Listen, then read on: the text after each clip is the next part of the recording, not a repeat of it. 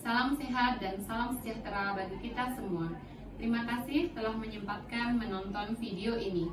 Perkenalkan, saya Vika Aulia, Sarjana Sains Terapan Bidan Magister Kebidanan, dosen tetap program studi Sarjana Kebidanan dan Pendidikan Profesi Bidan Fakultas Keperawatan dan Ilmu Kesehatan Universitas Muhammadiyah Banjarmasin, Kalimantan Selatan dengan nomor NIDN 1101078701. Bidang keahlian saya adalah kebidanan, dan pada proses perkuliahan saya mengampu beberapa mata kuliah. Di antaranya adalah pelayanan KB dan kontrasepsi, kesehatan reproduksi dan KB, manajemen pelayanan kebidanan.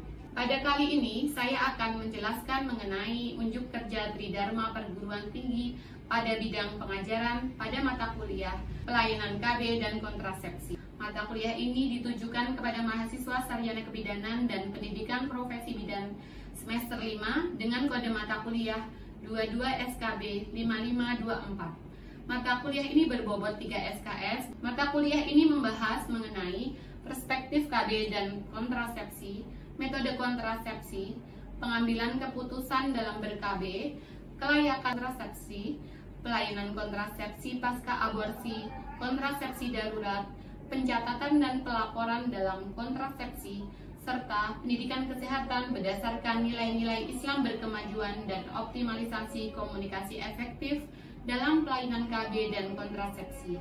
Metode yang digunakan pada pembelajaran ini adalah menggunakan student-centered learning yang meliputi cooperative learning, small group discussion, collaborative learning, dan juga demonstrasi. Pembelajaran mata kuliah ini dilakukan 16 kali pertemuan dengan rincian 14 kali tatap muka dan 1 kali UTS serta 1 kali ujian akhir semester. Mata kuliah ini diampu oleh tim teaching yang terdiri dari saya sendiri dan teman saya Ibu Bardiati Ulfah, Sarjana Sains Terapan Bidan Magister Kebidanan.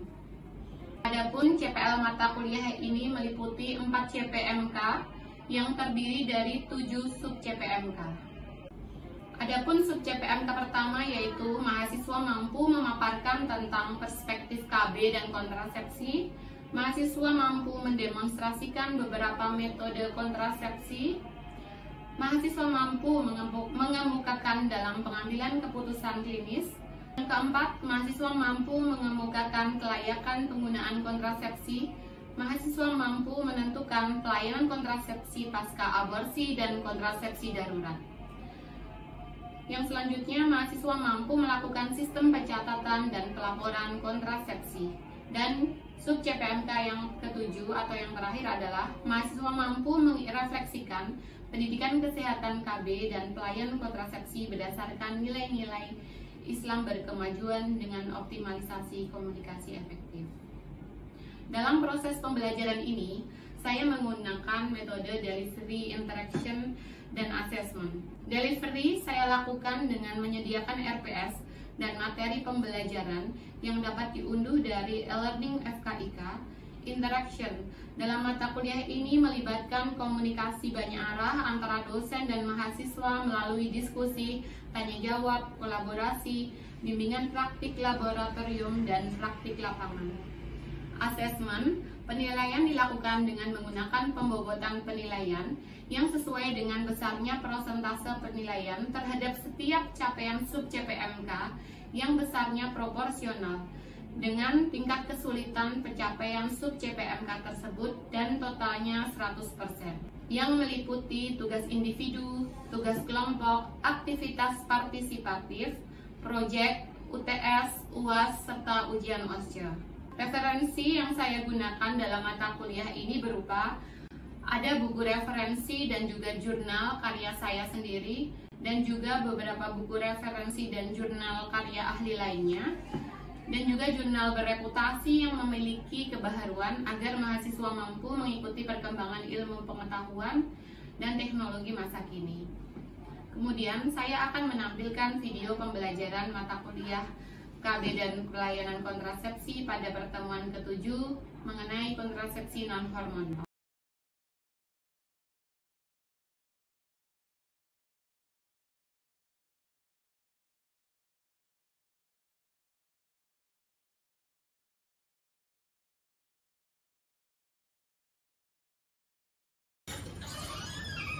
Assalamualaikum. Waalaikumsalam. Bismillahirrahmanirrahim.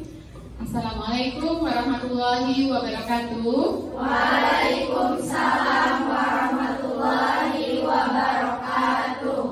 Alhamdulillahirrahmanirrahim ya, Ibu senang sekali sepertinya kelas ini penuh ya. Nanti Ibu absen lagi.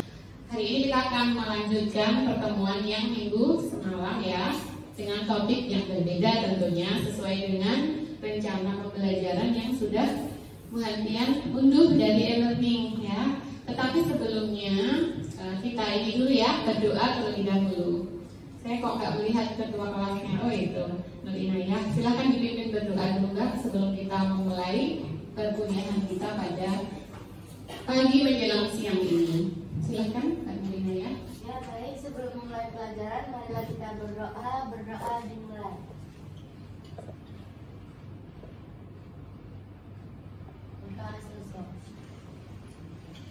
Terima kasih Mbak Nur Inayah sudah memimpin doa pada pagi menjelang siang ini. Apa kabar semuanya, sehat ya? Sehat. Alhamdulillah. Sudah absen semuanya. Untuk yang selanjutnya kita mulai ya perkuliahan kita mengenai kontrasepsi non hormonal. Tujuan pembelajaran kita ya hari ini. Tujuan pembelajaran yang pertama adalah mahasiswa mampu nanti menjelaskan ya, dan juga nanti mempraktikkan, karena nanti Bu Hantian juga akan turun ke ini ya, lab atau laboratorium kebidanan untuk mempraktikkan kontrasepsi non hormonal ini ya. Jadi selain menjelaskan, nanti juga dituntut untuk bisa untuk mempraktekkan. Kemudian nanti apa saja sih yang diketahui dari kontrasepsi non hormonal itu? Baik itu IUD maupun kontrasepsi mantap. Nanti harapannya adik-adik semuanya bisa mengetahui mengenai mekanisme kerjanya, kemudian indikasi serta kontraindikasi ya. Terus juga efek sampingnya apa saja, ataupun penyulit-penyulit atau keluhan-keluhan yang mungkin akan dirasakan oleh si pasien yang menggunakan kontrasepsi non hormonal ini.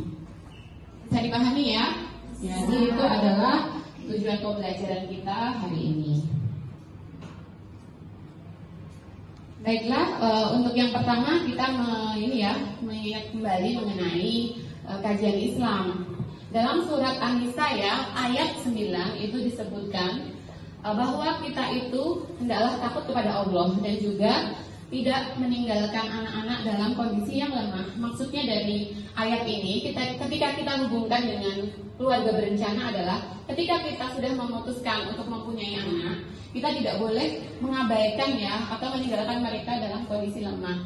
Maksudnya lemah di sini adalah lemah dalam hal pendidikan, kemudian lemah dalam hal fisiknya ya. Jadi untuk itu perlunya adanya pengaturan jarak kehamilan ini ya. Salah satunya adalah dengan melakukan keluarga berencana ini atau menggunakan kontrasepsi. Salah satunya adalah kontrasepsi yang kita pelajari hari ini, yaitu mengenai kontrasepsi non hormonal. Nah ini AKDR ya. Nah AKDR ini sering juga disebut dengan IUD. Ada yang tahu kepanjangan AKDR dari teman-teman di sini? Apa kepanjangan AKDR? Jadi AKDR ini merupakan alat kontrasepsi dalam rahim ya, atau bahasa Inggrisnya adalah IUD, intrauterine device ya. Jadi AKDR atau IUD itu sama, cuma beda bahasa aja ya, Indonesia kan bahasa Inggris. Nah, alat kontrasepsi ini bentuknya juga ini ya bervariasi ya. Dari tahun ke tahun itu ada perubahan atau ada perbaikan, ada peningkatan ya. Sebelumnya di sini ada nggak sih yang pernah mempunyai pengalaman atau pernah mengetahui tentang IUD? Mbak Elsa, ya? IUD itu adalah kontrasepsi yang berbentuk kecil, lalu ya. dimasukkan ke dalam rahim. Itu fungsinya untuk mencegah kehamilan. Ada yang pernah mendengar IUD yang bentuknya spiral? Nah, jadi kalau ada yang masih menyebut di masyarakat KB spiral, itu adalah KB IUD, jadi sama. Nah, kemudian ada juga yang bentuknya ini ya, seperti dua lingkaran, ini juga sudah tidak ada.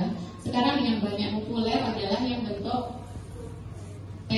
T-nya juga dua macam ya, ada yang seperti kayak gini, lurus T-nya, ada yang agak melengkung. Nah, ini nova T ya. Nah, kalau dilihat dari jenisnya, jenis IUD itu juga ada dua macam ya. IUD yang hormonal dan ada IUD yang non hormonal. Tapi yang banyak populer atau dikenal di masyarakat adalah IUD yang non hormonal. Sesuai tema kita hari ini tadi ya, non hormonal. Tapi adik-adik juga harus tahu kalau IUD ini ada yang hormonal juga, seperti itu ya. Jadi yang banyak dipakai memang yang non hormonal, tapi yang hormonal juga ada. Jadi yang hormonal itu berarti seperti ini ya, huruf T, seperti huruf T ini ya, tapi dilapisi hormon di sini. Kalau yang IUD non hormonal itu yang dilapisinya tembaga, ya, dimana nanti dari tembaga itu melepaskan zat ya, yang mana zatnya itu bisa membuat dinding rahim atau lapisan endometriumnya itu menjadi meradang, sehingga ketika ada ini ya, apa namanya, nidasi itu tidak akan berhasil untuk dia menempel di dinding rahim, sehingga tidak terjadi kehamilan. Nah, sekarang indikasi atau yang disarankan untuk menggunakan IUD itu siapa? Ada yang tahu indikasi itu maknanya apa? Orang-orang yang disarankan atau yang diperbolehkan ya, yang diperbolehkan menggunakan IUD, yaitu adalah orang-orang yang tentu saja usia reproduktif ya. Kenapa? Karena kalau udah nggak reproduksi, ngapain pakai KB ya? Karena kan udah tidak subur lagi, sudah tidak hamil lagi. Kalau menggunakan KB tidak ada manfaatnya kan ya, sesuatu yang tidak perlu. Kalau ukuran rahimnya pendek, tidak bisa, kita masuk kontra indikasi. Kemudian juga tadi infeksi sudah, ukuran rongga, terus juga ada yang nggak boleh adalah yang mempunyai riwayat dysmenor ya, atau nyeri haid yang berlebihan. Karena apa? Karena efek samping dari IUD ini, haidnya akan lebih nyeri, akan lebih berat, lebih hebat. Jadi kalau misalnya dia sudah ada riwayat di awal haidnya ini ya, nyeri sekali, tambah lagi pakai IUD, tambah memperparah seperti itu. Terus juga orang yang anemia. Nah, tadi efek samping dari IUD bisa menyebabkan pendarahan yang lebih banyak. Nah, akibatnya anemianya akan lebih parah ya. Jadi akan semakin parah, nanti HB-nya semakin menurun atau merendah kayak gitu. Terus juga orang yang mempunyai alergi terhadap logam atau tembaga tadi, karena IUD ini salah satunya adalah yang jenis erosi atau ada luka, itu tidak disarankan untuk menggunakan IUD, karena tadi IUD ini rahimnya dimasukkan alat kecil itu, dimana alat kecilnya itu pasti akan mempengaruhi luka itu, bisa bertambah menjadi lebih parah. Jadi ini ya, kalau nanti diingat-ingat kalau IUD ini juga bisa untuk kontrasepsi darurat ya, yang IUD jenis tembaga, bukan yang hormonal. Kemudian untuk waktu penggunaan sudah. Nah, sebelum menggunakan IUD juga harus benar-benar kita seleksi ya. Apa yang diseleksi? Yang diseleksi adalah mengenai ada nggak sih kontraindikasi yang sudah kita pelajari tadi. Jangan sampai kita memasang pada orang yang mana orang itu mempunyai kontraindikasi, nanti memperparah keadaan orang tersebut ya, kasihan ya. Jadi harus benar-benar ada namanya itu penapisan klien ya, atau penapisan pasien, supaya kita tidak merugikan pasien itu. Kemudian juga saat pemasangan IUD juga banyak prosedur pemeriksaan yang harus dilakukan. Nanti ketika kalian selesai pertemuan di kelas ini, nanti juga akan dijelaskan di laboratorium ya, kalian akan praktek memasang IUD. Ini adalah mengenai kontrasepsi mantap atau kontak. Nah, ini ada dua macam ya, yaitu MOW dan MOP. Nah, MOW ini merupakan metode operasi wanita. Jadi itu singkatan ya sebenarnya ya.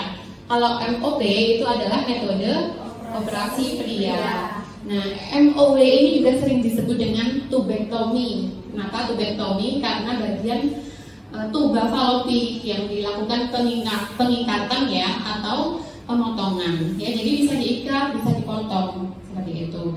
Kalau MOP itu sering disebut dengan vasektomi. Nah, kenapa vasektomi? Karena bagian yang diikat atau yang dipotong, jadi bisa diikat dan dipotong juga, itu di bagian vas deferens. Sudah belajar anatomi semua ya? Sudah. Jadi MOW dan MOP ini disebut mantap. Kenapa mantap? Karena memang setelah dilakukan ini memang pasiennya itu memang tidak menginginkan kehamilan lagi. Makanya disebut dengan kontrasepsi mantap seperti itu. Nah, jadi pengertian dari kontrasepsi mantap itu tadi adalah tindakan untuk membatasi keturunan dalam jangka waktu yang tidak terbatas. Maksudnya tidak terbatas. Di sini pasiennya memang sudah tidak ingin lagi mempunyai anak, ya. Jadi baik itu dari suami, dari istri itu memang keduanya memang sudah tidak menginginkan terjadi kehamilan lagi. Makanya itu ada syarat-syarat yang harus dipenuhi oleh pasien yang memang mantap untuk melakukan kontrasepsi mantap. Salah satunya adalah sukarela, kemudian juga mantap dan bahagia. Ya, jadi itu syarat-syaratnya. Nah, ada yang mau menjelaskan maksud dari bahagia ini apa ya? Bahagia, ya? Silakan. Ibu, menurut saya bahagia itu dilakukan atas kemauan sendiri. Bahagia itu dilakukan atas kemauan sendiri. Setuju, teman-teman? Setuju. Oke, ada lagi kan bahagia itu apa? Bahagia? Saya bahagia. Apa bahagia? Senang ya. Jadi tidak ada paksaan, senang, bahagia itu ya. Itu syarat-syaratnya. Itu juga bahagia di sini tentu saja dari pasangan suami istri yang sah ya. Suami istri yang sah, terus juga keluarganya bahagia, terus sudah mempunyai anak tentunya ya. Sudah mempunyai anak. Anaknya juga syaratnya harus sudah ini ya, lebih dari 2. Terus usia anak juga lebih dari 2 tahun. Nah, itu syarat untuk melakukan kontrasepsi mantap tadi ya, harus dia tidak dipaksa. Hanya kalau orang setelah melahirkan sesar itu kadang-kadang ditawari ya oleh dokternya ya, apalagi yang sudah anaknya sudah banyak. Nanti sekalian nggak mau operasi sesar dipasang ini di MOW sekalian. Ya, jadi sering ditawari seperti itu. Itu karena sekalian kan ya pas membuka jaringan perutnya, jadi di tubanya sekalian dilakukan pemotongan tadi atau metode operasi wanita. Nah, kemudian selanjutnya yang untuk laki-laki adalah vasektomi atau MOP. Ini juga jarang ada kegagalan ya. Terus juga sama juga operasi juga. Ya, jadi ini merupakan metode yang sebenarnya banyak orang yang mengabaikan ya. Karena kan di Indonesia ini budayanya memang kontrasepsi itu tanggung jawab perempuan ya, padahal yang seharusnya kontrasepsi ini tanggung jawab bersama ya. Ini yang perlu kita luruskan ke masyarakat. Kemudian ini gambarnya ya, jadi yang dipotong adalah bagian dari vas deferens, makanya lagi namanya vasektomi atau vas deferensnya yang dipotong.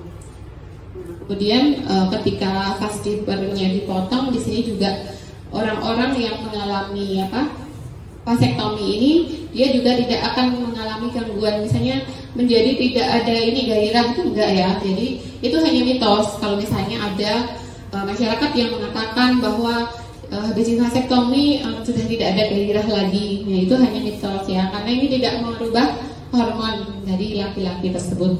Itu tadi beberapa penjelasan ya yang sudah kita pelajari bersama mengenai kontrasepsi non hormonal. Nah, selanjutnya apakah ada yang mau ditanyakan? Ya, silahkan ditanyakan. Izin bertanya, Ibu, bagaimana dengan pasien atau akseptor KB vasektomi dalam mengelola spermanya? Ya, bagus sekali ya pertanyaannya ya. Nah, gimana ketika seorang bapak, namanya Bapak A, dia setelah selesai tadi vas deferennya dipotong, itu spermanya gimana dong? Nah, ada yang bisa menjawab di ruangan ini? Ya, jadi spermanya kemana? Jadi spermanya itu tetap diproduksi. Tempat memproduksi sperma di mana? Sudah belajar fisiologi? Ya, benar sekali. Di testis ya. Jadi dari testis itu tetap memproduksi setiap ini, Mbak. Setiap hari tetap ada. Ya, cuma ketika keluar itu dia akan tidak bisa melewati atau keluar bareng dengan air mani ya. Jadi keluarnya hanya sampai batas di yang bagian dipotong tadi. Nah, berarti spermanya numpuk di situ gimana? Nah, itu nanti akan diserap oleh tubuh secara alami. Sama seperti kita manusia itu kan sel-sel itu bisa mati ya. Nah, sel-sel bisa mati itu nanti akan diserap tubuh ya. Namanya adalah fagositosis ya. Ya, jadi sama sperma ini juga nanti akan diserap oleh tubuh ya. Jadi tidak mengapa gitu. Apakah volume dari spermanya akan berkurang? Kalau nggak ada spermanya itu namanya adalah aeospermia seperti itu ya. Jadi tetap tidak mengurangi jumlah volumenya, cuma maninya itu tidak ada kandungan spermanya seperti itu ya. Kalau tidak ada pertanyaan, baiklah berarti saya menyimpulkan ya pertemuan kita pada hari ini kita sudah belajar bersama mengenai kontrasepsi non hormonal. Meskipun tadi sebenarnya IUD ini ada yang hormonal, tapi masih sangat jarang gitu dipakai di Indonesia adalah yang non hormonal. Kemudian juga kenapa jadi kontrasepsi non hormonal ini merupakan kontrasepsi yang terpilih? Salah satunya IUD itu karena tadi minim dari ini ya efek samping seperti yang ditunjukkan pada kontrasepsi hormonal yang sudah kita pelajari sebelumnya. Baik, kalau tidak ada, berikutnya adalah tugas ya. Di jam selanjutnya silahkan kalian mengerjakan tugas. Jadi di sini ada jurnal dari saya ya. Jadi ini jurnal karya saya sendiri mengenai vasektomi ya, vasektomi dari kontrasepsi hormonal non hormonal. Dimana dari jurnal ini silahkan adik-adik menganalisis terkait dengan isi dari jurnal tersebut. Silahkan pian tinjau, pian kritisi isi jurnal tersebut. Kemudian juga simpulkan apa sih permasalahan atau isu yang diangkat dalam jurnal tersebut. Dan juga setelah itu apa sih implikasi atau itu tadi beberapa materi tentang kontrasepsi mantap dan juga kontrasepsi IUD ya, dimana keduanya merupakan kontrasepsi non hormonal. Nah, tadi sudah kita pelajari bersama bahwa kontrasepsi non hormonal ini merupakan kontrasepsi terpilih ya. Nah, untuk yang selanjutnya karena ini sudah pertemuan yang ke-7 ya, berarti minggu depan artinya kita sudah UTS ya, karena pertemuan ke-8. Ya, jadi silahkan mempersiapkan diri ya untuk UTS, semoga diberikan kelancaran. Baik, ini masih ada lagi kah yang mau didiskusikan hari ini? Cukup ya, berarti sudah tidak ada lagi pertanyaan ya. Ya, berarti kita cukupkan sampai di sini. Tapi sebelumnya, Ibu pengen tahu gimana perasaan dari teman-teman di sini? Ada yang lapar? Apa? Oh iya. Ya baik. Karena waktunya juga sudah siang, nanti Pian setelah istirahat ini masuk ke laboratorium ya untuk praktek KB. Sekarang Ibu akhiri, marilah kita akhiri pertemuan kita pada siang hari ini dengan bersama-sama membaca hamdalah. Alhamdulillahirabbil alamin. Saya akhiri. akhiri. Billahi fisabilil haq fastabiqul khairat. Wassalamualaikum warahmatullahi wabarakatuh. Waalaikumsalam warahmatullahi wabarakatuh. Terima kasih atas kerjasamanya hari ini. Baik, sekian video rekaman proses pembelajaran untuk mata kuliah pelayanan KB dan kontrasepsi pada program studi sarjana kebidanan dan pendidikan profesi bidan. Video ini digunakan sebagai salah satu syarat penyusunan dokumen pernyataan diri dosen dalam dokumen unjuk kerja Tridharma Perguruan Tinggi PDD UKT-PT. Semoga dengan adanya video ini dapat menjadi pertimbangan yang baik dalam proses penilaian sertifikasi dosen gelombang 1 tahun 2025. Waalaikumsalam warahmatullahi wabarakatuh. Terima kasih.